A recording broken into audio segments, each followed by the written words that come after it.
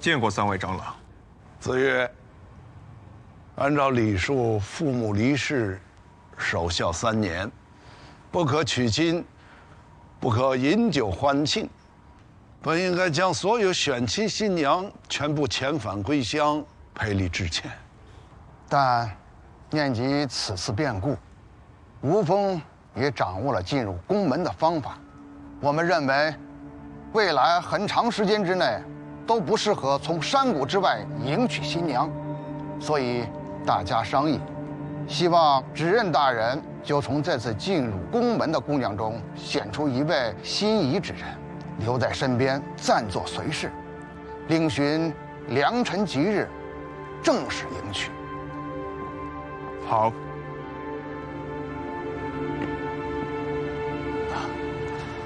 上爵啊，你也到了婚娶之年，不如就一并选择了吧。也好，此次选亲本为前少主而设。近年来宫门事务繁重，我本无意娶妻。但今日变故，让我不由得重新思量。宫门血脉一直薄弱，况且从近期种种迹象看来，吴峰对宫门的围剿已经开始谋篇布局了。这是好事，好事成双吧。子羽弟弟，意下如何？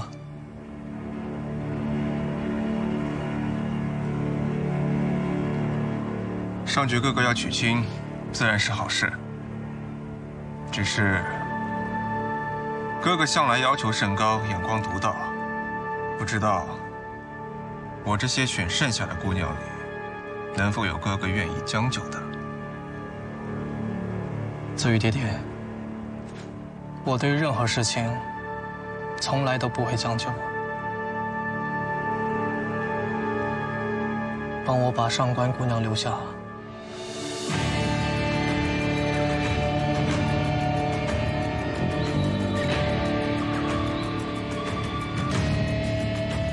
芷仁，你不会是也想选上官姑娘吧？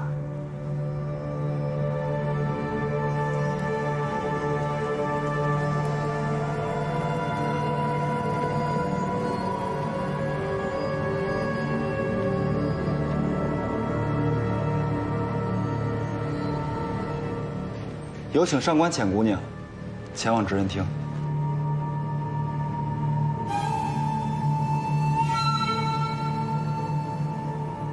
执人大人选了上官姑娘，那我们这些人怎么办？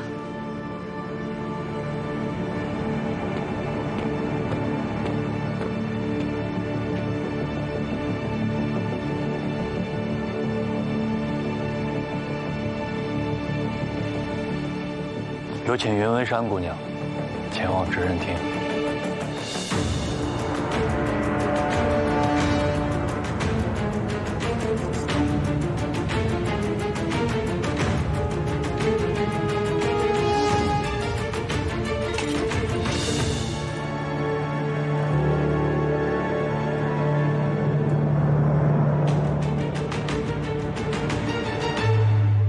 人带到了。侍卫们先退下吧。是。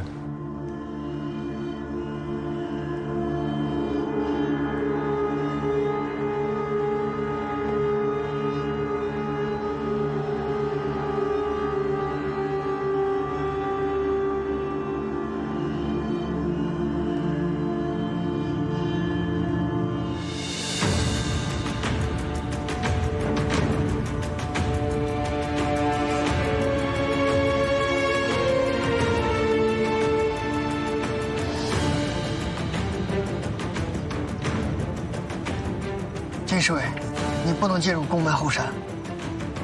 我知道。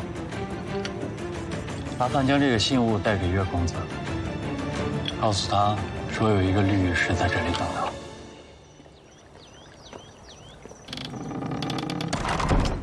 既然执任和爵公子都已经选好了自己未来的新娘，那么云为山、上官浅2位姑娘，从今晚开始就作为随侍，入主绝宫和禹宫吧。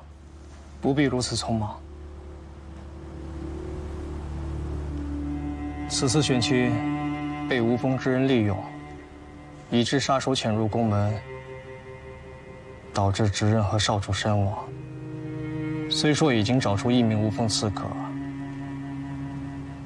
但难保不会有第2个。我也是因为想到这一点，才选了云为山姑娘。执刃大人，你此言是何意？当初我假意试探，带所有新娘离开地宫那晚，云为山姑娘就想逃离宫门。昨日我又遇着她，她想再次逃离宫门。这样一个费尽心思想要离开这里的人，绝不会是处心积虑想潜入宫门的无风细作。只是，不知上爵哥哥是如何挑选新娘的了？难道只是因为上官姑娘长得好看吗？你不说我都没留意。原来子羽弟弟一直在留意上官姑娘的容貌身姿啊。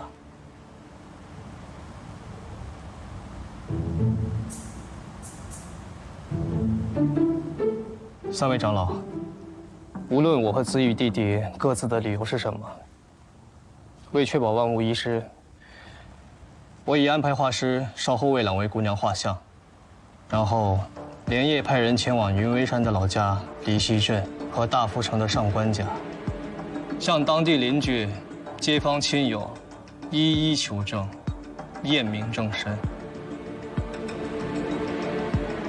正好，离溪镇和大福城离得很近，一个来回便好。各位长老，以及子羽弟弟，我想在这样的非常时期，再小心谨慎，也都不为过吧。当然，当然。所以，这些日子里，就先委屈2位姑娘，暂时留在别院。我会安排更多的侍卫保护2位的安全。如果不出意外的话，你们就是家人了。多谢宫二先生。大福城离这里可有些路程，看来我们还要在这别院住上10天半个月的。这新娘进山时没带任何生活用品，不知我们可否出宫门去镇上采买些日杂所？2位姑娘若需要任何物件的话，尽管吩咐下人采买即可。1个时辰之内保证准备妥当，无需自己奔波劳累。况且，我已经备好了最快的人马，带着最快的信鸽。3日之内必有消息。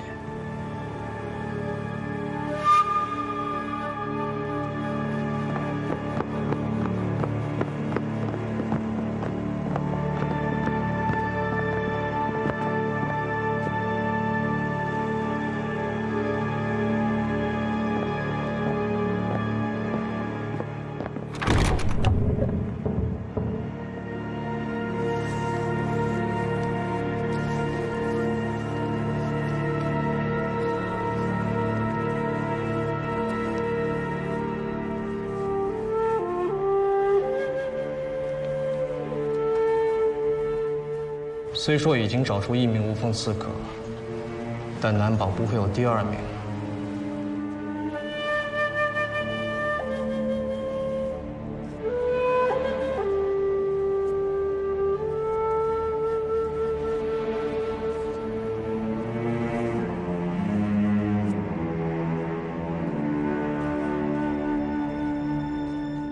3日之内必有消息。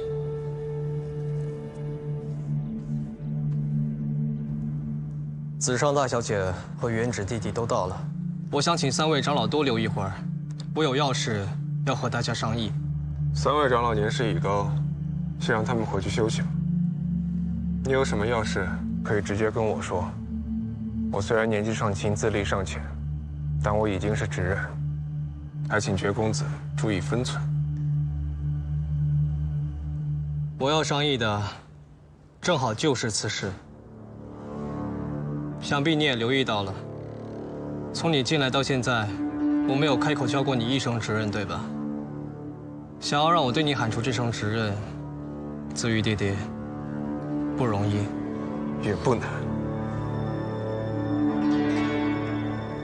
今日长老都在，我想说的事情是，我宫上爵不认可，且反对公子羽成为宫门新的执刃。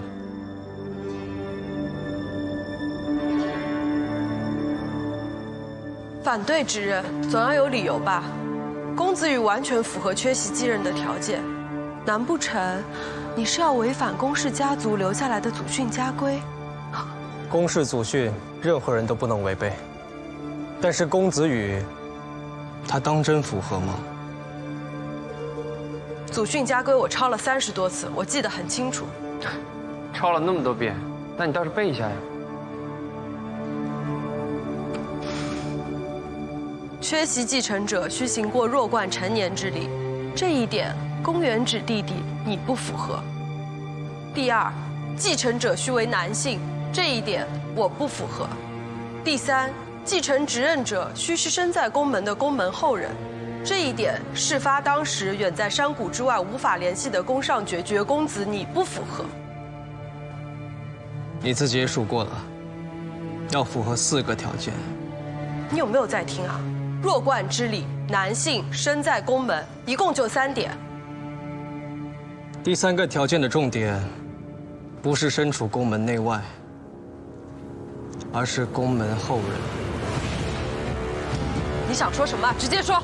我哥的意思是说，如果公子羽不是这宫门后人，那这继承资格可就荒唐了。公元止，不要胡说！你是什么东西？你也配在这里说话？我想在场很多人都知道，公子羽怀胎不足10月，提前早产。兰夫人在嫁入宫门之前，就一直传闻有一个难分难舍的心上人，所以这公子羽到底是真早产还是足月而生，可真不好说啊。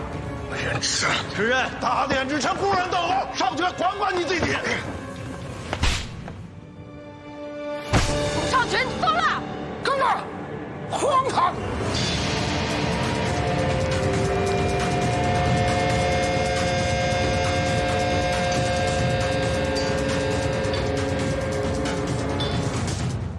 你们平时无法无天，蔑视家规也就算了，今日3位长老都在，你们还敢突然动手？公元止还没成年，莽撞无知，不和他计较。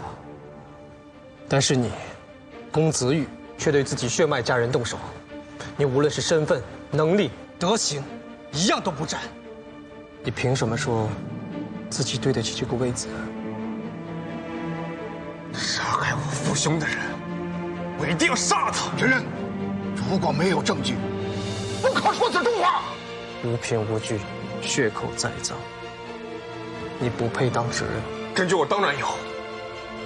还有你宫上爵，你也脱不了干系。我怎么了？当晚我父亲见的最后一个人是你，你们聊了些什么？你为何着急要走，甚至要连夜离开？你们到底去了哪儿？做了什么？有谁看见？说得清楚吗？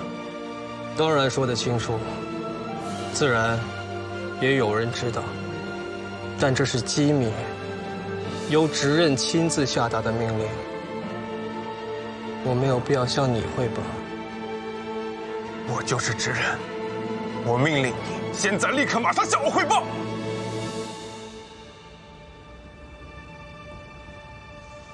你们要是不汇报，你跟公元止就是密谋杀害我父亲的嫌犯。我若真有谋害篡权之心，我当晚必定留守宫门。我若在这宫门里，执刃的位子，怎么可能轮得到你坐？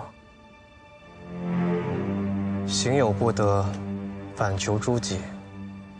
自己担不起这执刃之位，就不要信口编排他人谋逆。会让你们都看看，我到底担不担得起执刃之魁？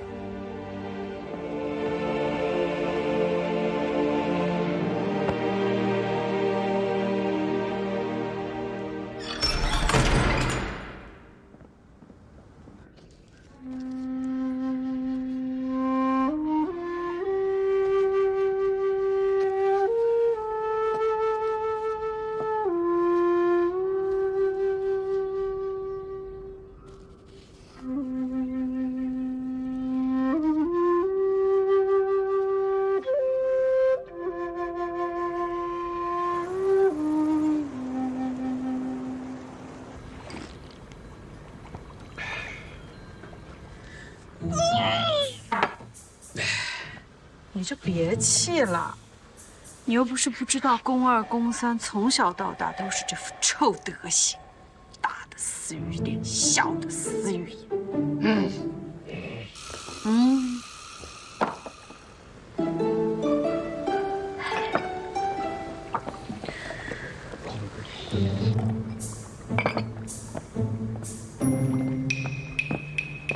知然，我之前说的可以帮我们辨别药材的人马上就到。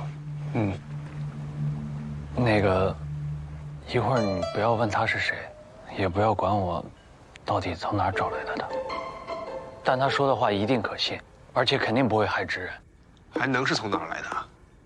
宫门就这么大，不是从医馆就是从宫原职宫里来的。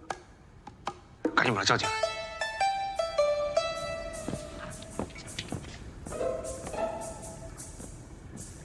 我第一次发现他说话这么磨叽，好像对他有点失去兴趣了。你再去侍卫营偷灌他2次洗澡，我保证你很快再次产生兴趣。你少血口喷人啊你啊！我去看了一次。谁血口喷人？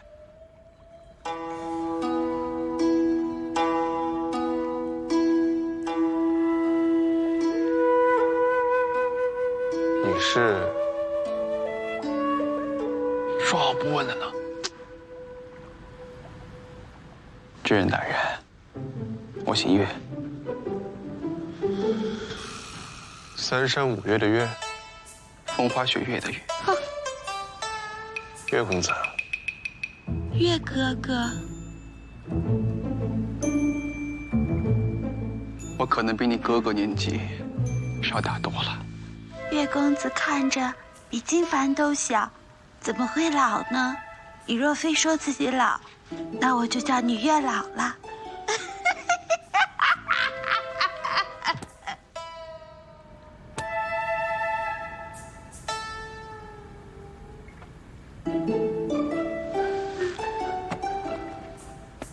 岳公子，请你看看，这个是否是百草萃原料中最重要的神灵花？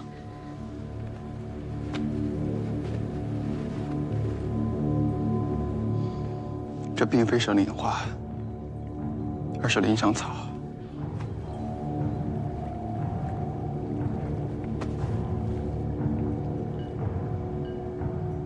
那如果百草萃原料里把神灵花换成灵香草，这百草萃还有效吗？自然无效。神灵花是百草萃的核心，如果核心被调换了，那药效就基本没用了。果然是职工搞，果然是职工搞的鬼。既然已经解开知人大人的疑惑，那我先回去了。等一下，知人大人还有什么吩咐吗？你说回去，回哪儿去？说好不问的呢，你这个骗子！知人大人，我想我们很快会再见面的。那时，你一定会知道我是谁。告辞了。岳哥哥，让我送送你。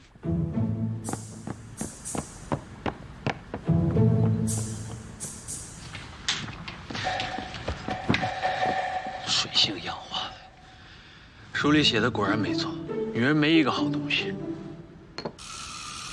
你最近都看些什么书？是不是要先把那个可疑的下人找过来，审问一下。金凡，赶紧去找他。现在去啊？这么晚了？怕是已经晚了。好。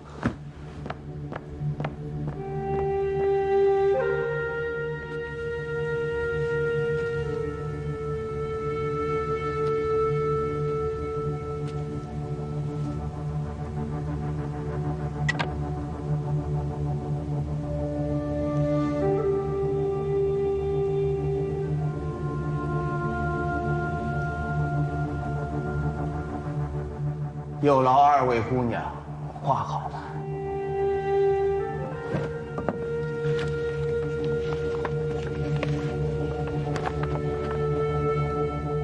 辛苦大人，有劳大人把我画这么美。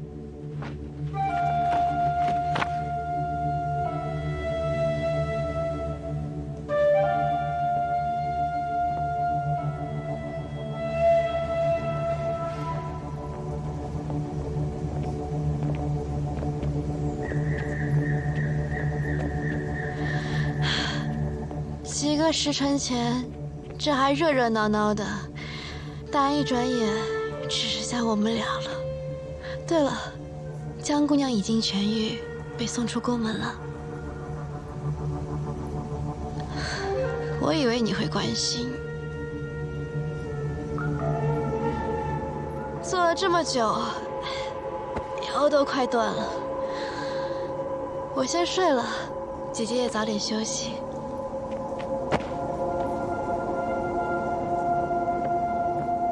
可是我还想和妹妹聊会儿天呢。这么大的院子，连个说话的人都没有，真叫人害怕。那就再好不过了。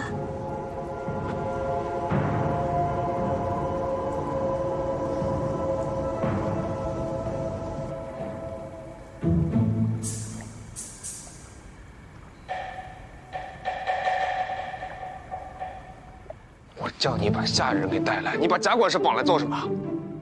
我过去的时候，那个下人已经不见了。我看药房贾管事鬼鬼祟祟，也很可疑，就索性把他抓过来了。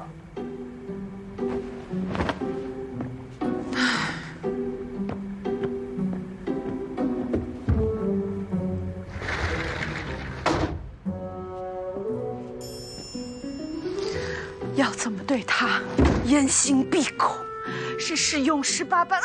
我说酷刑。要不咱们去公园纸那里偷些毒药给他用用？让他说话。我说完了。我说让他说话。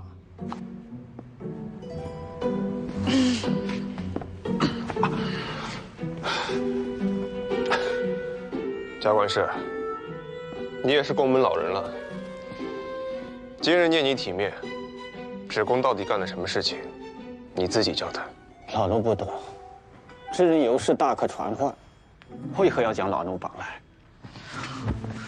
是谁指使你将申领花换成林香草的？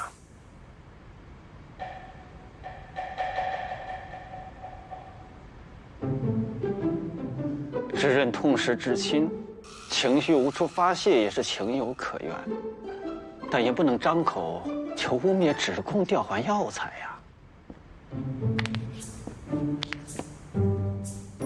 看来是我们冤枉贾管事了。金凡，给他松绑，好生护送出去。啊？还愣着干什么？给他松绑。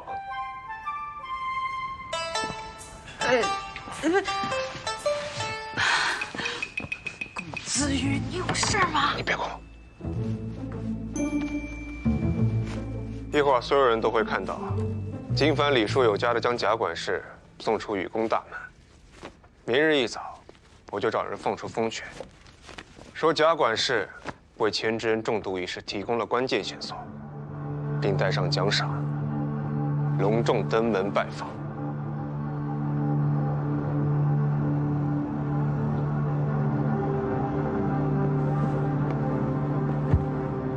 知恩，多太亏手啊！这消息若是传到公元之耳中，老奴就是没有活路。贾管事，现在放在你面前就2条路，要么你把你知道的全盘托出，我作为臣人还可以保你一命；要么你继续在这里打马虎眼，我们就各凭本事，天亮见分晓。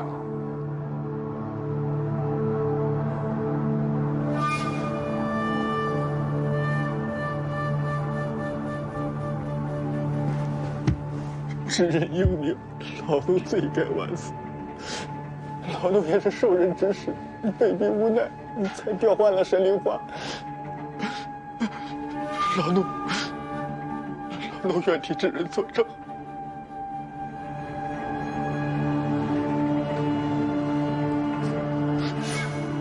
给你下命之人到底是谁？公元之。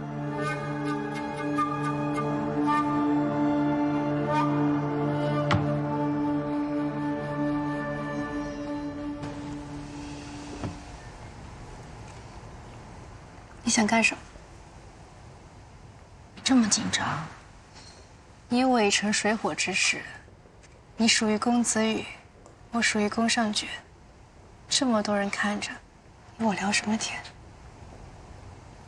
你打算怎么办？什么怎么办？3日之后，当宫上角带回关于我们身份的信息时，我们怎么办？看着他们打脸啊，这有什么好怕的？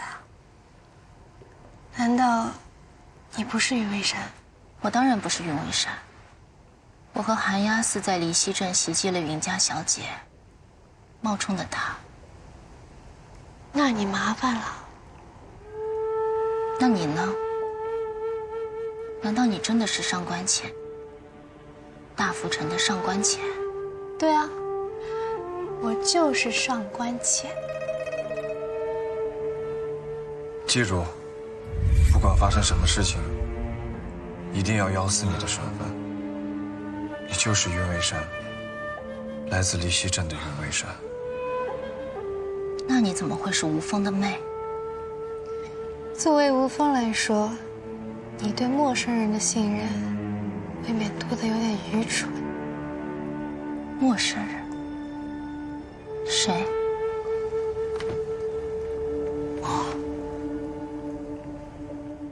我从小就被家里送去吴峰训练，但是逢年过节或者庙会灯饰，我都会回来，在众人面前露脸。顺便趁着这几天安排几次和城里大户人家的相亲。平日里家里也会安排一个体弱的丫鬟假扮成我，隔着帘子让不同的大夫上门号脉问诊。各种药方子也是不断的送进家来，在大堆大堆的药渣丢出家去。因此，我可以凭借着体弱身寒不宜出门的借口，长期在吴峰训练。所以，即使宫上角拿着我的画像，满城的打听，得到的结果只有一个：我就是上官浅，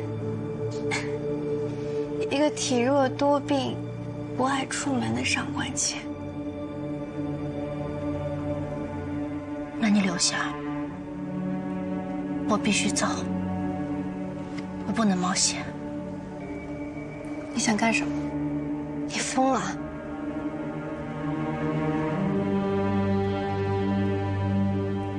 我是你，我就赌。赌什么？赌吴峰是押宝在你身上，还是押在那个已经暴露身亡的郑二小姐身上？什么意思？就凭郑二小姐那身手和那愚蠢到极致的脑子，她和你一样，最多就是个痴。你真行，一句话骂2个人。我的任务是接近宫上角，而郑二小姐的任务，也只是你来完成。如果吴峰不想断了这根线的话，我想，他们应该会想办法，在离溪镇坐实你的身份。对吴峰来说，只有他们不想做的事，没有他们做不到的事。记住我说的话，无论如何，一定要坚持自己的身份。你叫云微山，来自离溪镇。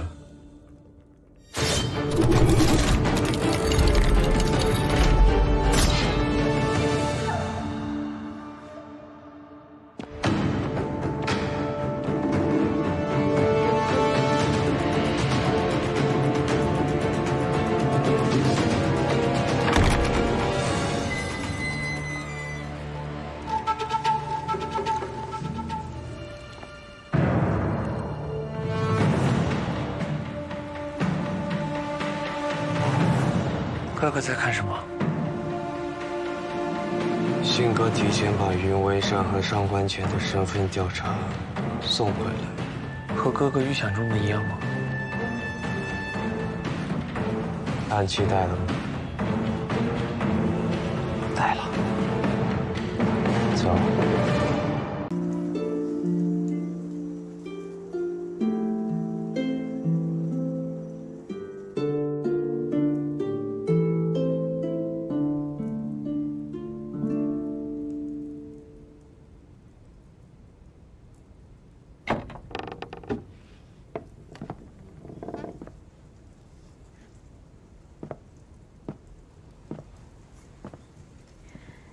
明日一早，宫上局的信鸽就会带着情报飞回宫门之内了。我知道。你准备好了吗？但结果没什么好准备的。如果结果和你预想的不一样呢？如果赌输了怎么办？那也没办法。有。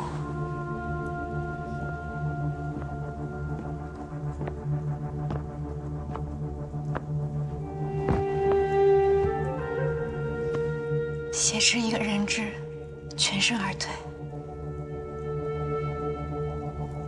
宫门里每一个人都深不可测，就连我们平日里看起来最没心没肺的公子上大小姐，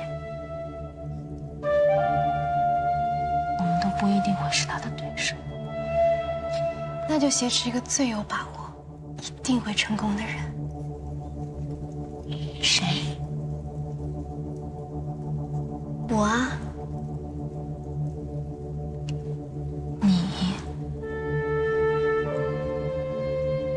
你为什么会觉得宫门会愿意为了你而放过无风的刺客？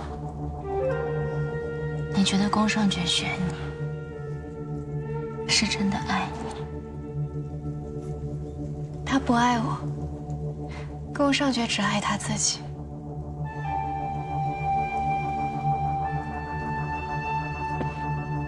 你知道他为什么会选我吗？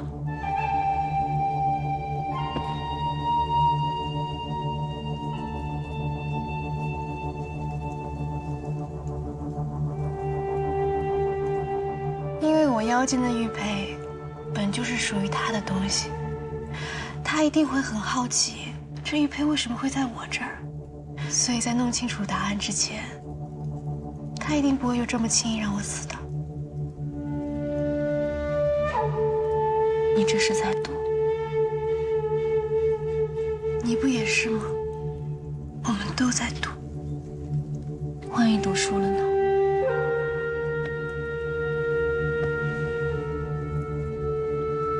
不管宫上觉在不在乎我的生死，但我相信你一定不会真的伤我。杀了我对你没有任何好处。以你的本事，杀不了我，顶多伤我。如果伤我，那就更好。伤了我，立刻逃出去。逃出去之后，如果能活下来，算你有本事。如果死了，那就更好。更能证明我和吴峰之间毫无瓜葛。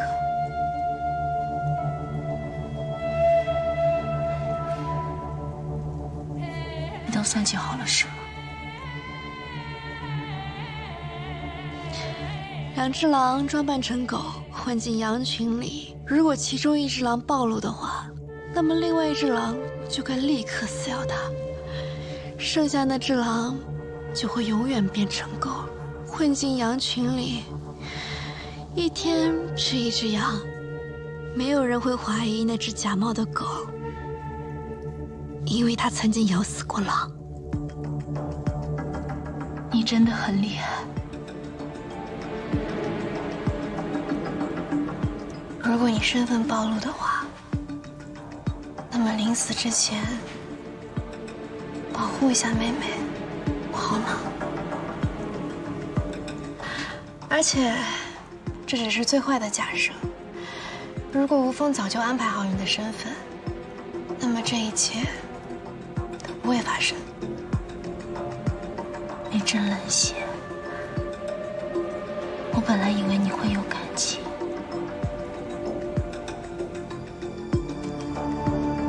我们来宫门是干嘛的？来交朋友的吗？每天姐姐妹妹的叫来叫去，还真当是姐妹？清醒点吧你！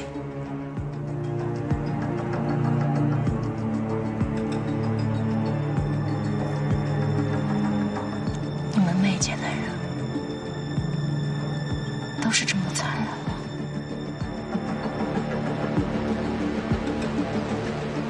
那你是没见过黄和亮。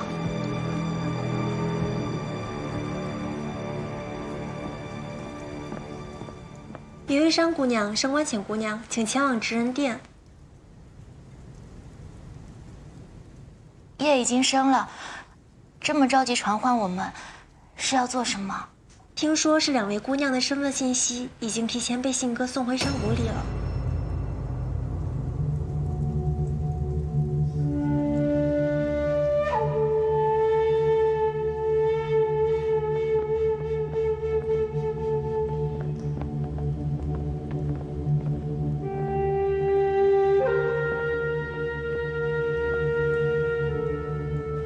经核查，大富城上官浅小姐的身份属实，没有任何异常。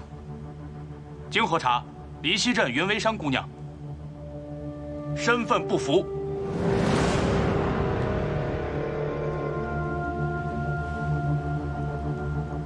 宫二先生，请问我的身份有何不符？我有几个问题，想先问问云姑娘。你问。姑娘离家当日，家中可有遇到歹人？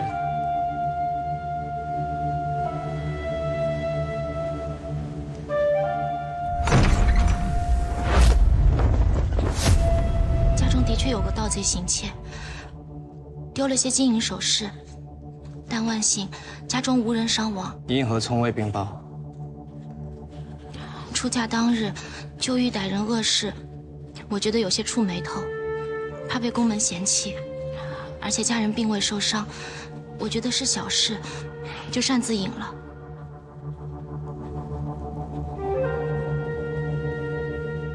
还请职人治罪。人之常情，我能理解。就查到这些，这点小事，就可以说他身份不符？宫门的侍卫去了云微山的家乡离西镇，知道这是云微山小姐吗？带着画师的画像，向云家的下人打听，然而却没人认出你的画像。泽宇弟弟，这可不算小事了吧？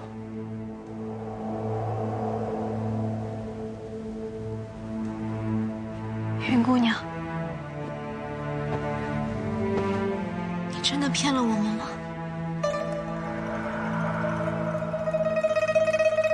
都说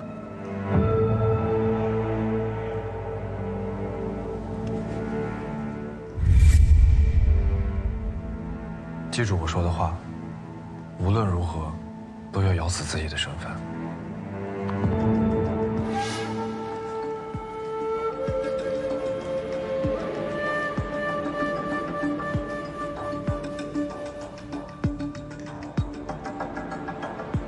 我自小在李希珍云家长大，画师的画像我都看了，样貌画工都很精细。街坊邻居、家中下人看了那画像，不可能认不出那是我。我也不明白他们为何会那样说，除非你们拿去询问的是另外一张画像。宫二先生要是认定我的身份作假，大可以直接杀我、拘我无话可说。但我就是李希珍，云家长女云为善。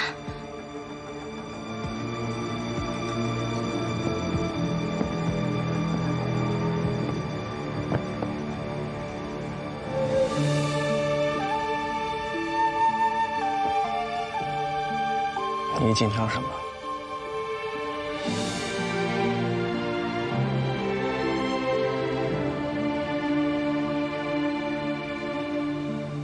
云姑娘身份，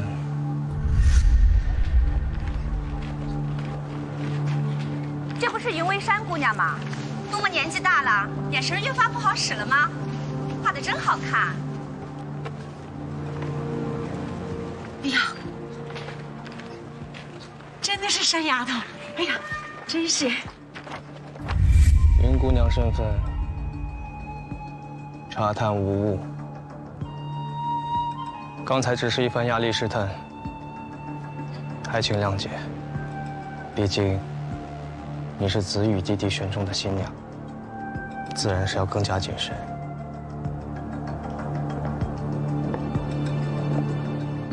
哦，对了，云姑娘，你离家后，令堂十分惦念。我的手下已经转达说，你在宫门一切都好。云夫人要给你带句话。他说：“你能平安进入宫门，还被子羽选中，无大命大。云姑娘在羽公子身边，要尽心服侍才是。”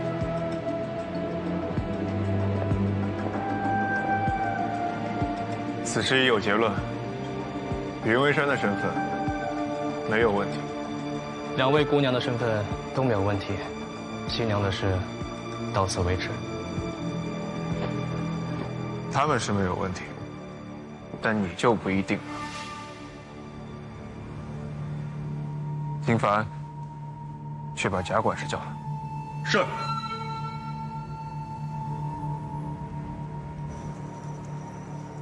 贾管事，把你之前跟我所说的话，跟他们也说一遍。是。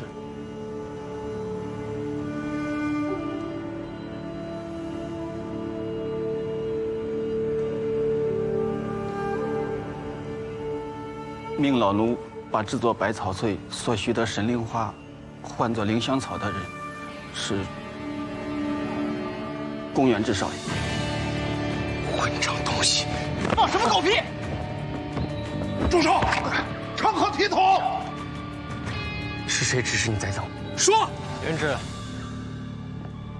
贾管事，说清楚。少爷下命令的时候，老奴只是以为少爷有研究出了更精良的药方，有所替换。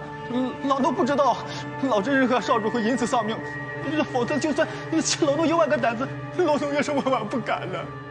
长老们明鉴。哥，我没做过，都是公子羽买通了这个狗奴才诬陷我。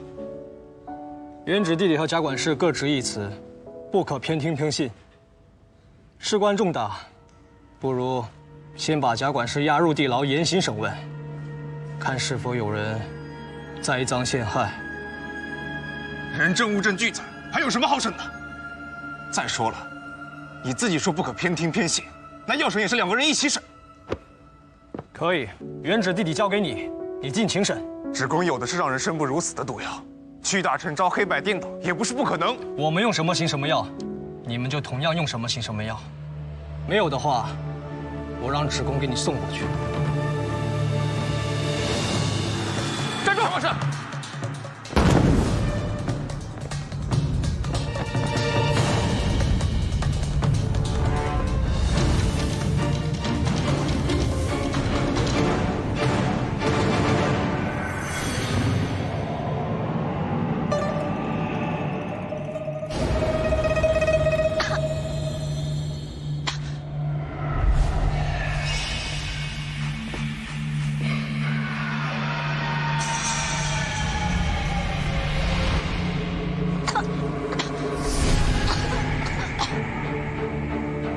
走了。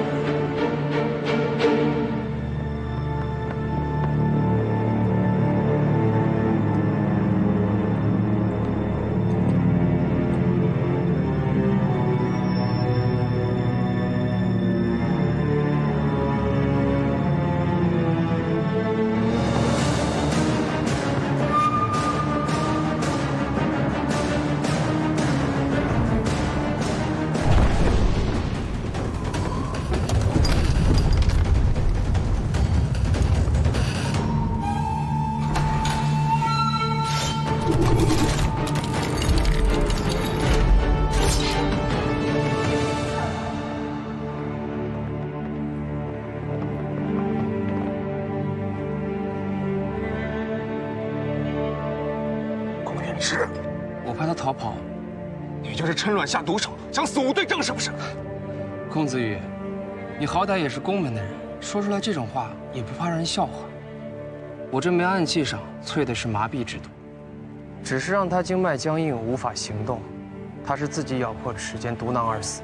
一面之词，你把尸体送去医馆验一验不就？我自然会验，但真相出来之前，你脱不了干系。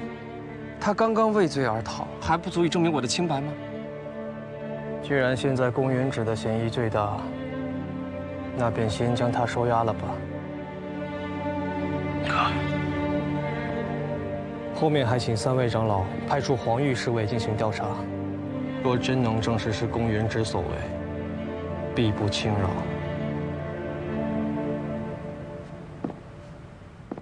但如果查明有人设计陷害元直弟弟，或者严刑逼供，甚至用毒迫害，那我必定让他拿命来偿。无论是谁。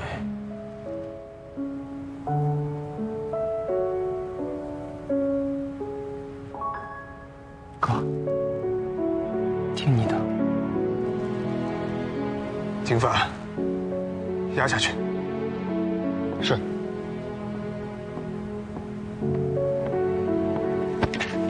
放开！地牢的路我认识，自己走。哦，对了，你需要什么药，我可以派人给你送过来。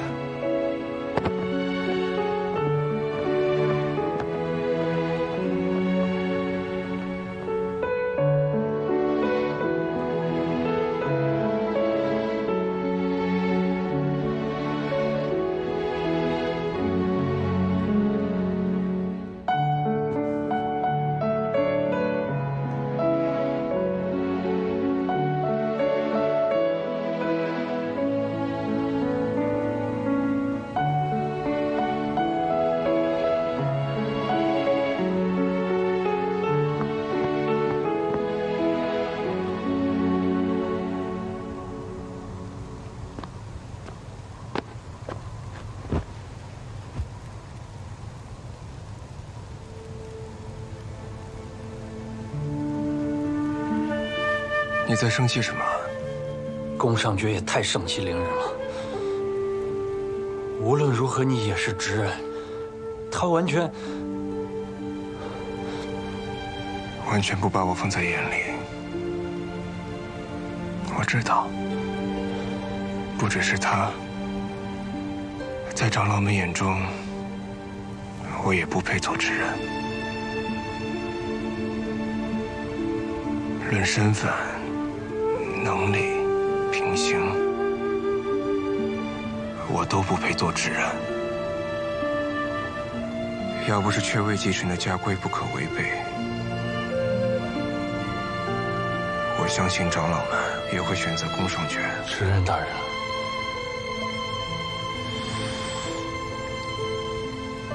刚刚毒烟爆发的时候，是宫尚爵第一时间站在长老们面前。在他的眼中，家族血脉永远是第一位，而我的内力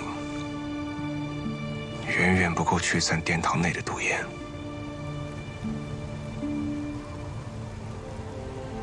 今天要不是宫尚爵在，后果不堪设想。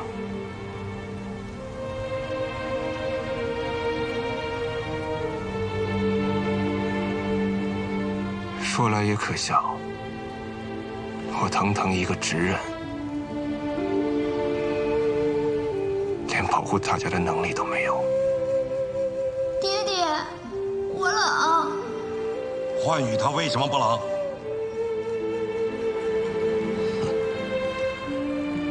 每次领功你都偷懒，你不配做执人的儿子。长老们都服用了百草萃，毒烟没事的。但我父亲他们也服用了百草萃。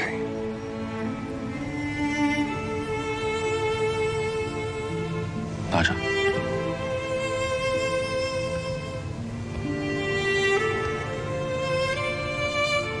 哥，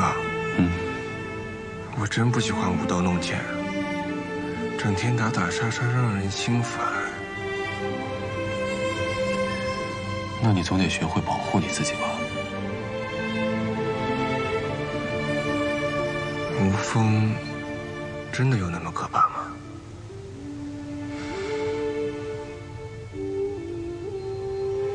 有。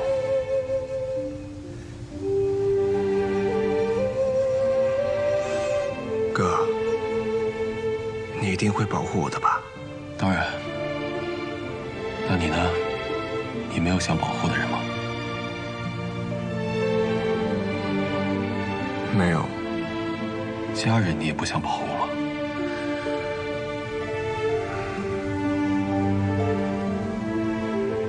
家人都比我厉害，不需要我保护。那喜欢的女孩子，总要保护的吧？也没有。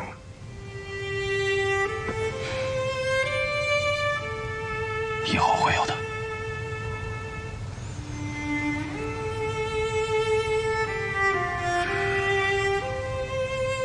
你不用帮我找借口了。或许我真的不配。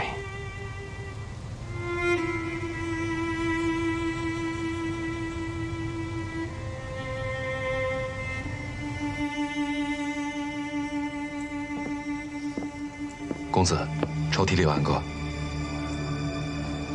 你也下去吧。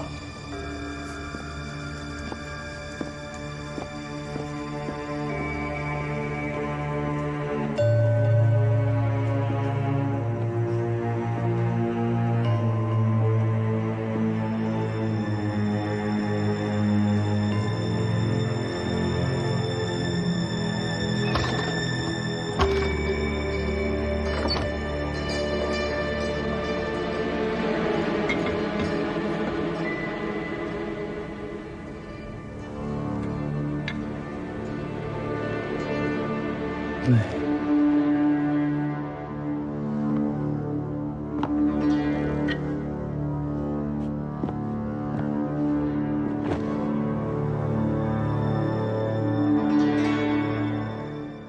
这么多年来，都没有人成功过吗？没有。过去的20年，所有潜入宫门的人，都有去无回，没有音讯。也找不到尸骨，仿佛凭空消失了一般。除了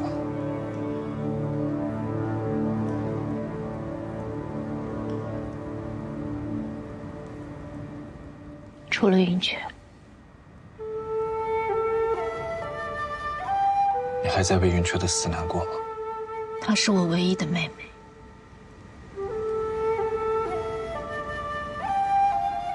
那你就更要为了她向宫门复仇。既然知道潜入宫门毫无胜算，为什么还要不断派人前去送死？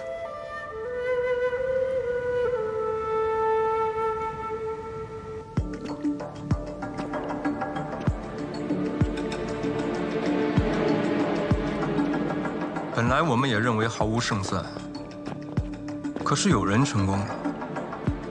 他的成功改变了一切。22年前，他成功潜入宫门，最后音讯全无。就在吴峰默认他暴露身亡时，却收到了他送回来的信息。这是吴峰成立以来第一次有刺客从宫门内部传回密信。那封密信改变了一切。选婚？对，宫家选婚动静不小，但其形式低调。江湖中人言碎语，也不过是捕风捉影。但无名的那封密信，证实了一切猜测，并且他提到了最重要的一点，就是宫门的下一次选婚是在20年之后。我进入吴峰，刚好快要20年。也是从那个时候起，吴峰新培养的成员，全都变成了女人。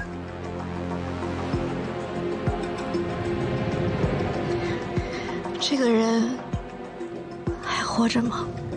我不知道。从那以后就再也没有收到过他的消息。宫家没等到20年，突然提前选婚，看来这个人已经暴露了。这个人是谁？因为太过特殊，所以他的身份、年龄、性别、名字都被严格封锁了，保密权限极高。恐怕整个吴峰也没几个人知道，所以大家都称呼他为无名。没想到无名竟然在宫门里活到了现在。活得再久，现在也快死了。令牌既然已经暴露，宫门就一定会追着这条线索查下去。我们能想到的，宫家也一定能想到。看来，这个吴峰奸细已经潜伏了多年。在选婚前夕，他得到机会调换了钱指认和少主的百草翠，与混进来的吴峰系做正二，里应外合，完成了这次刺杀。既是吴峰捣鬼，就不能中了他们的挑拨离间之计。宫氏一族一向以血脉为先，眼下正值新旧执刃交替，不免动荡，我们更不该亲情手足之间相互妄疑，伤了和气，那样岂不正中吴峰下怀？从现在开始，宫门不许再出现家人内斗的丑态，一切到此为止。宫门换了执刃，已昭告天下，现在撤换，确实未免儿戏。但是，让一个纨绔无能之人坐在执刃之位上，只会让宫门沦为江湖的笑柄。你说谁是笑柄啊？历届执刃都是从宫门最优秀的继承者中选出，即便是我和前任少主宫焕宇，也都是成功通过了后山的3域试炼，才获得了少主候选人的资格。论武功才智，论江湖威望，公子羽都德不配位。他不过是依着祖训家规，仗着突发变故，钻了空子。各位长老，如果我们要讲规矩，那继任者必须得通过后山3域试炼的规矩，是不是也该讲一讲了？当时事急从权，只能如此。可如今，时间却很充裕。若是子羽弟弟能在1个月时间内通过3域试炼，我便认了他这个纸人。1个月时间，你干脆直接撤去我的执刃之位得了，何必恶意刁难？通不过就是名不正言不顺。铁江湖凶险，吴峰急于想将宫门斩草除根。一个弱小的执刃，怎么保护宫门的血脉？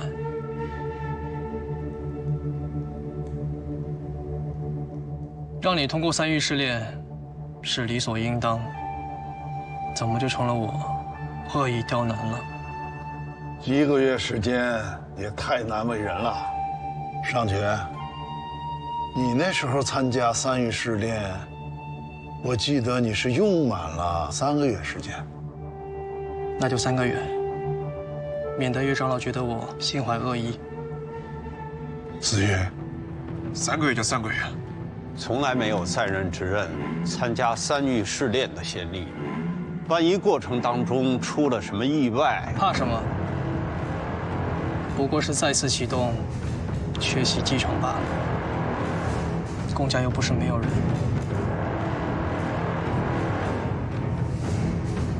希望你顺利。不用你希望，我一定不会让你失望的。我一定顺利通关。这话还是等你到后山再说吧。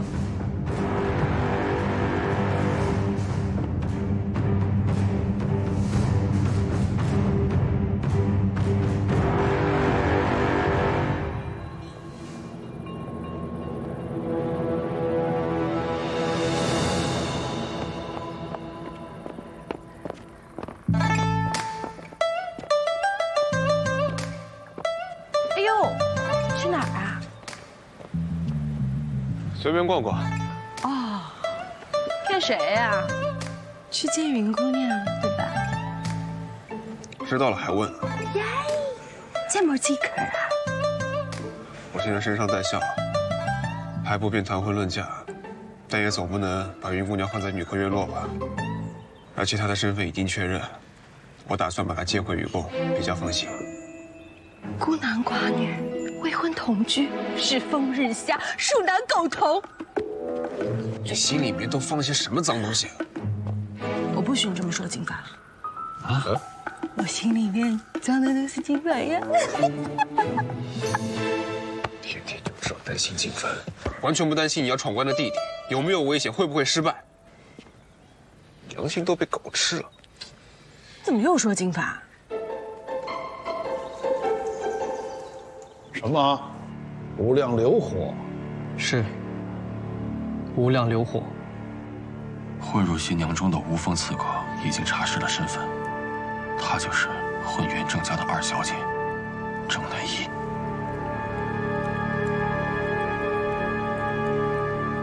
方才儿子亲自审讯她的时候，发现了一点异常。你直接说结果。我从郑家2小姐身上搜到了一封密信，密信上有提到无量流火。你确定？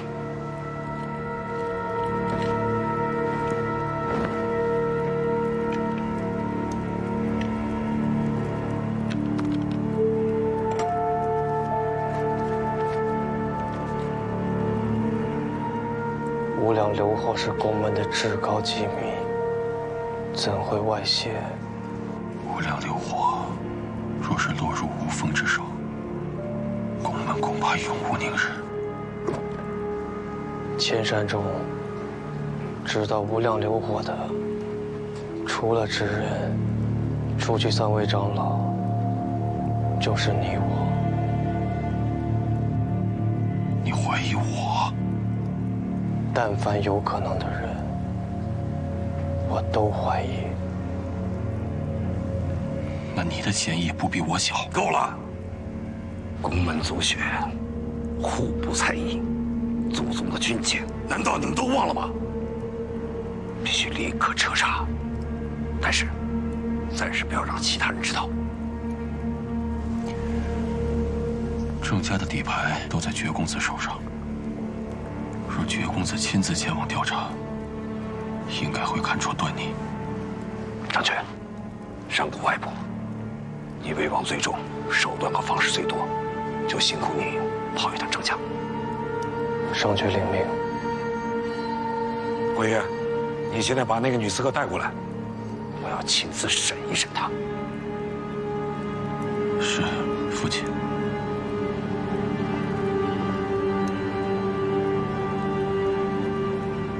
竟是这样。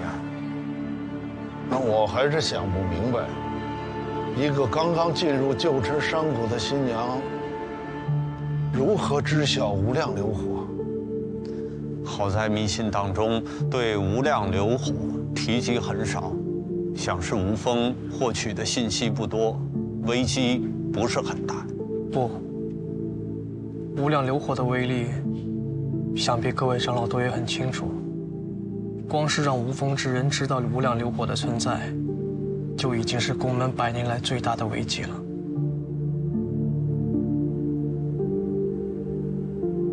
对了，既然贾管事的身份已经确定，那我可以把原池弟弟从牢里放出来了吗？当然，当然。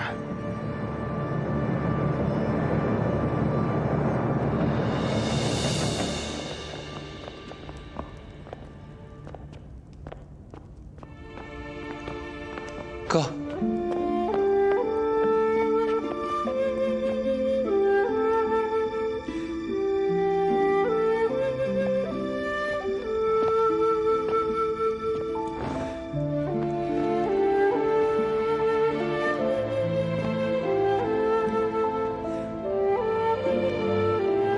走。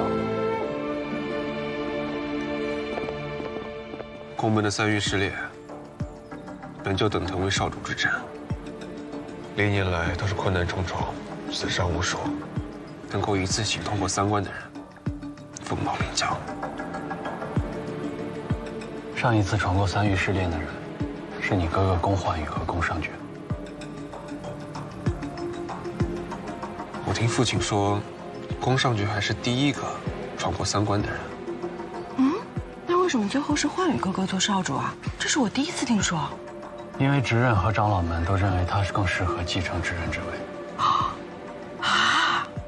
那宫尚爵能答应吗？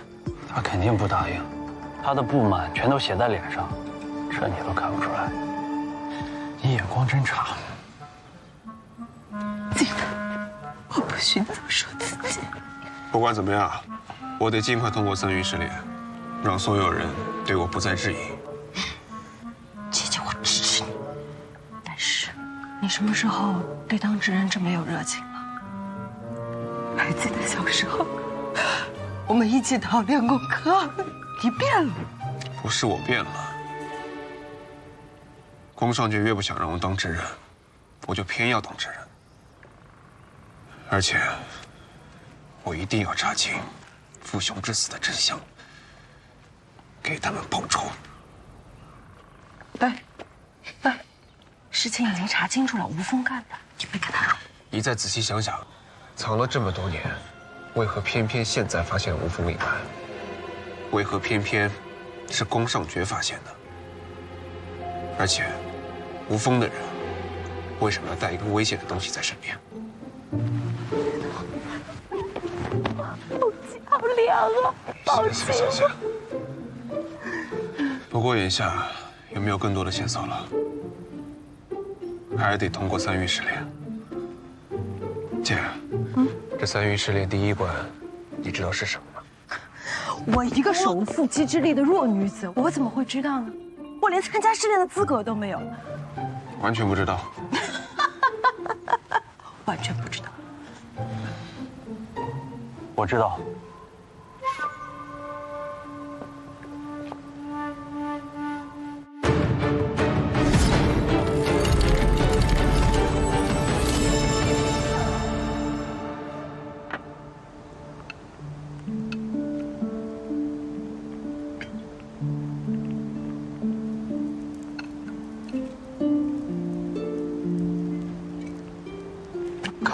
帮我加些石斛。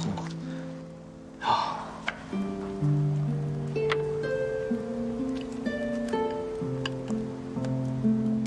那贾管事真是吴峰的人。你和他共事那么多年，你难道还不清楚吗？我当然清楚，所以才奇怪。但那块吴峰的令牌确实是从他房间发现的，难道是哥哥为了救我做了块假的吴峰令牌？说什么胡话！令牌自然是真的，但应该有人故意放在贾管事房间。这人是谁？查不到。他为何要帮我？帮你？我觉得他在害你。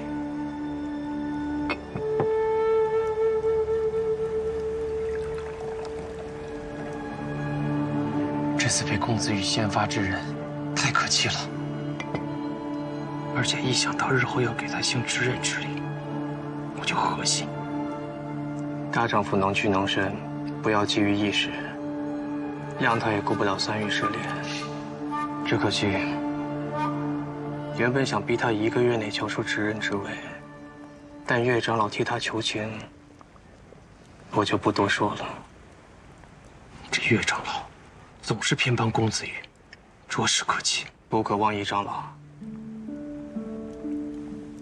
，3个长老中，岳长老最为心软，好说话。他只是怜惜公子羽失了父兄，又临危受命当了执任，自然愿意多扶持他。1个月也好，3个月也罢，没区别，只要结果和我们预料的一样就行。那必然。想当年，哥哥多么艰难才通过3玉失联，公子羽估计连第1关都过不了。就等着看他笑话吧。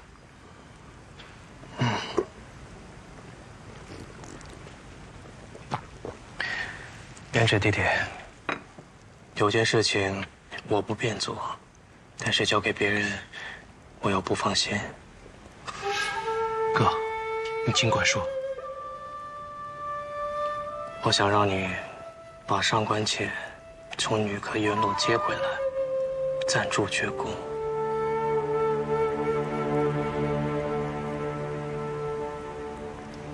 这么快？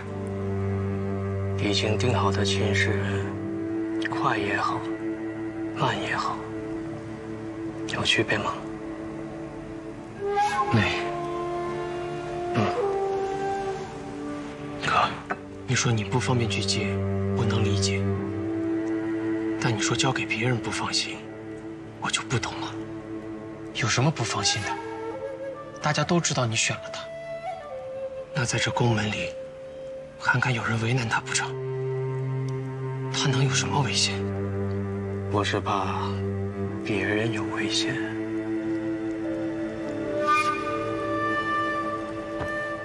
越漂亮的女人，越危险。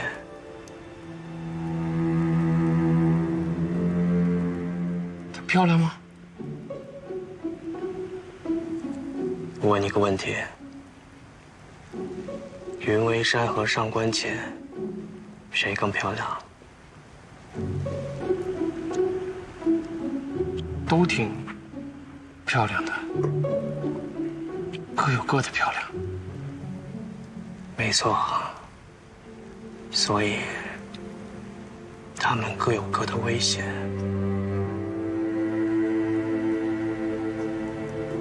哥，除了漂亮，你还看上上官倩什么呀？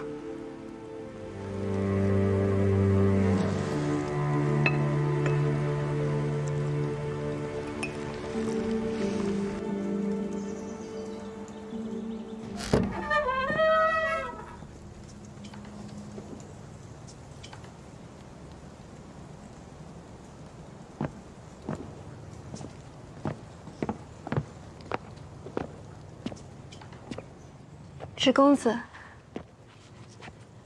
多谢你来接我。芷公子是不是平日不爱说话？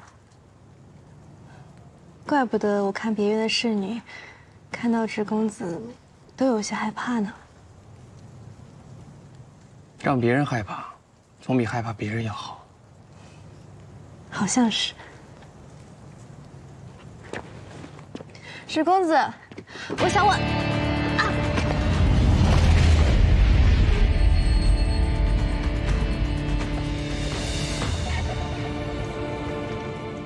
你想问什么？我想问，瘸宫离这有多远？我怕宫二先生等久了会着急。哥哥倒是不急，我看是你比较着急。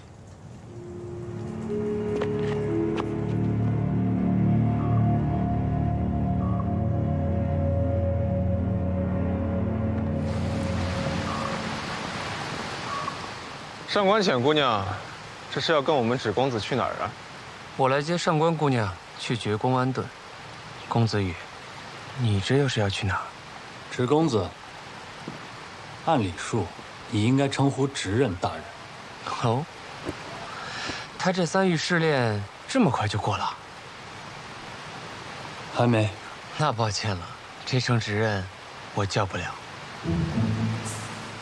那叫声姐姐来听听。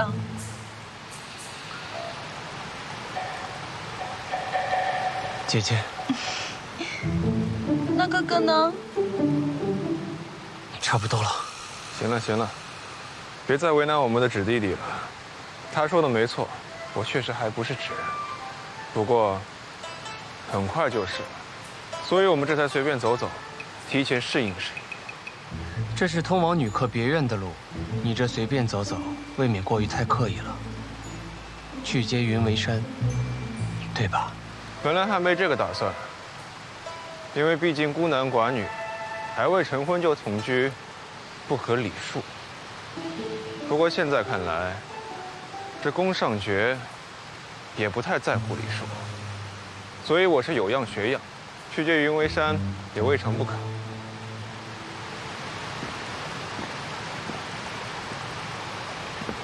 你要学的还多着呢。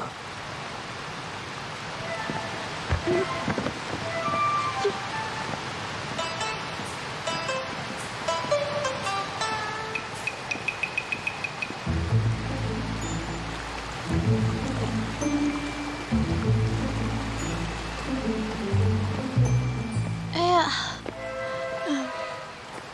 又怎么了？我竟忘了件重要东西，得回去拿一趟。绝宫那边什么都有，不用麻烦，走吧。绝宫还真没有。什么东西啊？这么稀奇？我准备送给宫二先生的礼物。我哥什么都不缺，送他礼物的人太多了。那不一样，儿女情长，弟弟年纪小，自是不懂。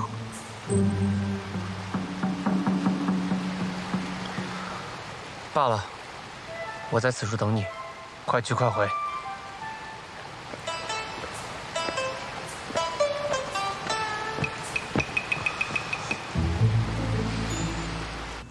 宫上爵每一次行动都在我们前面，要是算好了，就连接新娘子都比我们早一步，真晦气。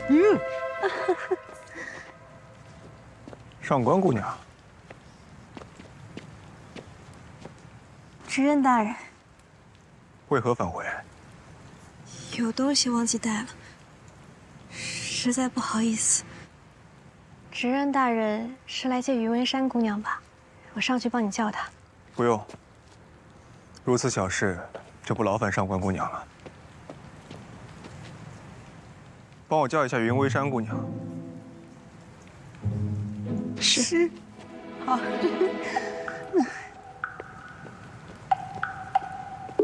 多谢执刃大人，是我考虑不周了。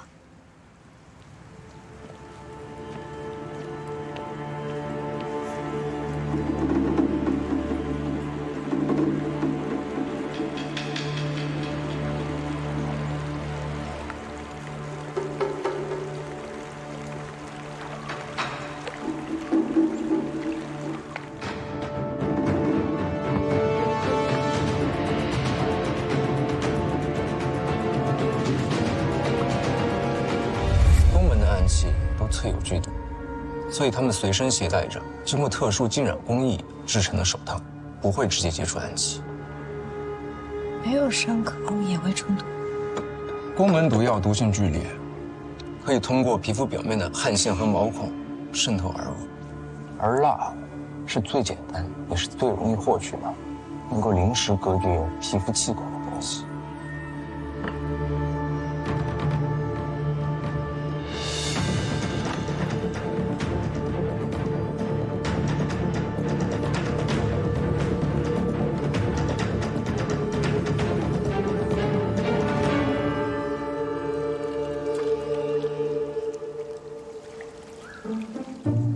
金凡，你看他们游得多么的欢乐。鱼只是在游，你从哪里看出他们欢乐了？什么意思啊？你今天，你怎么怪怪的？云姑娘，这么快就收拾好了？别太着急，我可以等你，别落下什么东西了。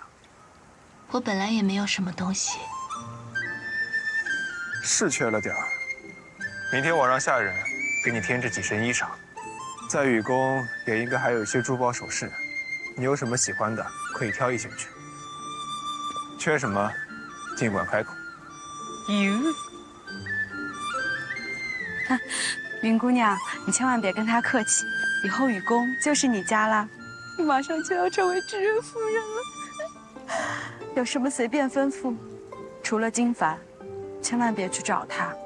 他这个人没什么定力，看见你和我这样的大美人，他抵抗不了诱惑。你在说些什么？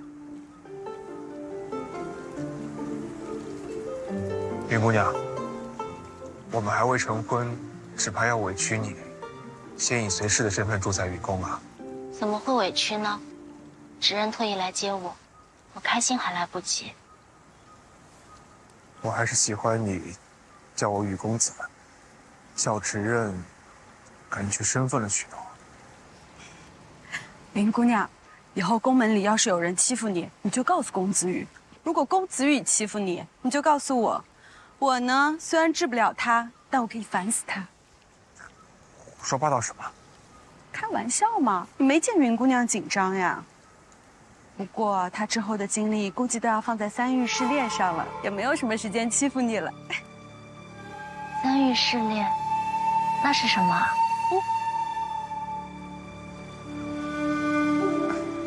云姑娘，你若收拾好了，随我走吧。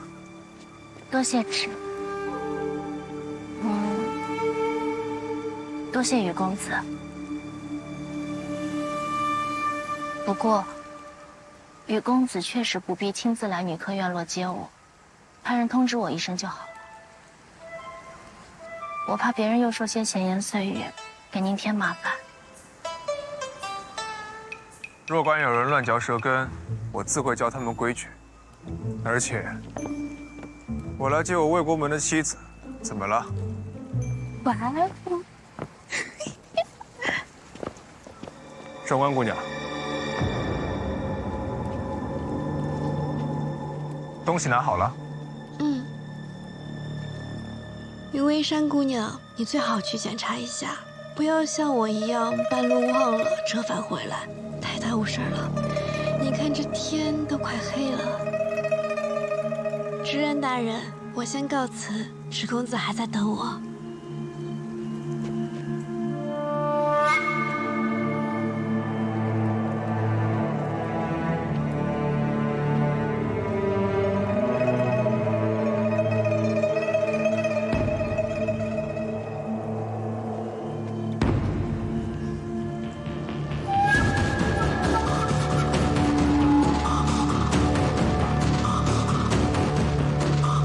姑娘，那这样的话，我再去检查一下好了。